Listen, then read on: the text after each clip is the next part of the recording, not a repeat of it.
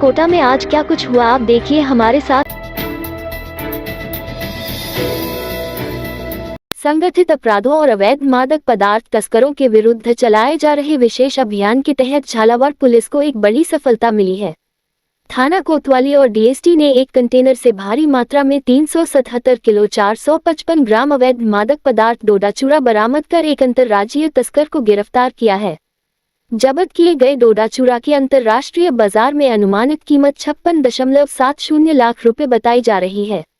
जिला पुलिस अधीक्षक अमित कुमार ने बताया कि गुरुवार 16 अक्टूबर को अतिरिक्त पुलिस अधीक्षक चिरंजी लाल मीणा और पुलिस उपाधीक्षक हर्षराज सिंह खरेड़ा के निर्देशन में थानाधिकारी मुकेश कुमार मीणा के नेतृत्व में कोतवाली पुलिस और डीएसटी की टीम देवरीघटा तिराहे के पास NH 52 पर नाकाबंदी कर रही थी।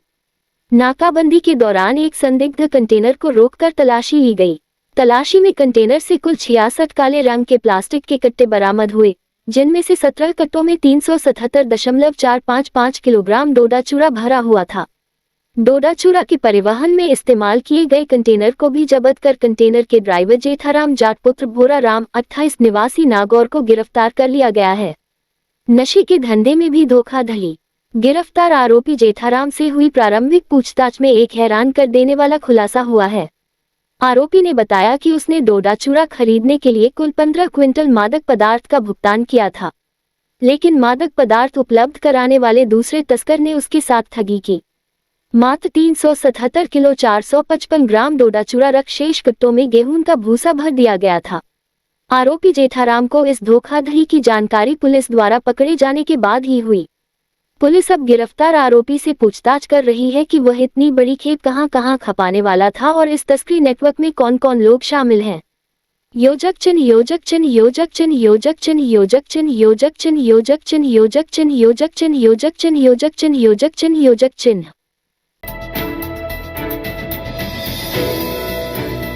रबी फसल की बुवाई से पूर्व बीज, उर्वरक एवं अन्य कृषि आदानों की मांग, उपलब्धता और गुणवत्ता सुनिश्चित करने हेतु समीक्षा बैठक शुक्रवार को संभागीय आयुक्त एवं कलेक्टर पीयूष समारिया की अध्यक्षता में आयोजित की गई। बैठक में कोटा, बूंदी, बारान और झालावाड़ जिलों के कृषि अधिकारी, फर्टिलाइजर, बीज निर्माता कंपनियों के प्रतिनिधि एवं डीलर्स आदि सहित विभागीय अधिकारी उपस्थित रहे।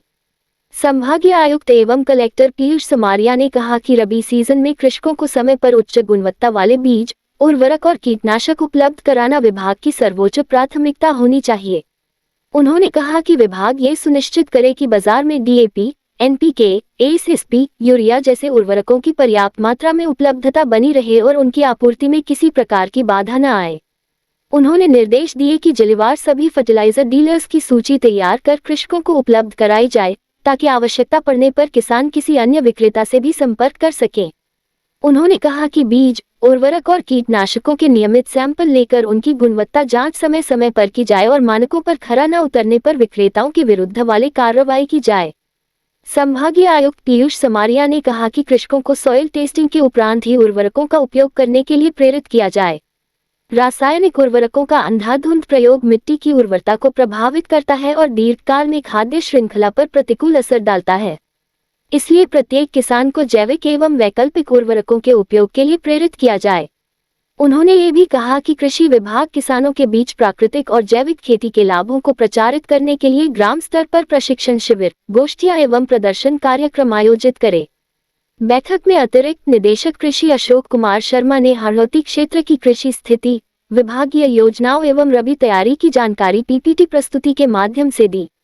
उन्होंने बताया कि हाड़ौती क्षेत्र में रबी फसलों की बुवाई लगभग 12 से 13 लाख हेक्टेयर क्षेत्र में की जाती है।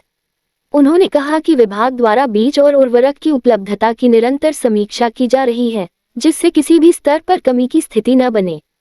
उपनिदेशक कृषि सत्येंद्र पाठक ने बताया कि इस वर्ष क्षेत्र में औसत से 37% अधिक वर्षा दर्ज की गई है, जिससे मिट्टी में पर्याप्त नमी उपलब्ध है और रबी फसलों की बुवाई के लिए परिस्थिति अत्यंत अनुकूल है।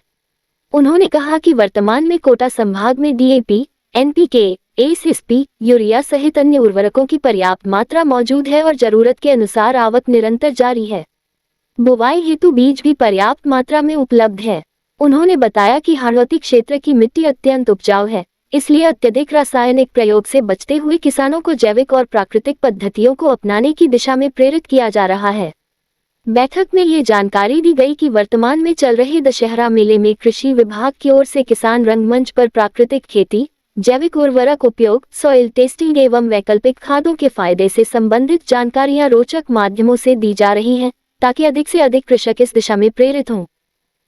इस रात की सुबह नहीं होती जब तक हाथ में उसकी गर्माहट नहीं होती। चाय का प्याला, अखबार साथ पुराना है, मिट्टी से जोड़ता है। खबरों की खुशबू से सारा घर महकता है। हर रंग में ढला कहानियों से किस्सों तक ले जाता है बेरोक टोक। देश के हर हिस्से तक ये हकीकत का आईना है, ख्वाबों को सच करके दिखाता है।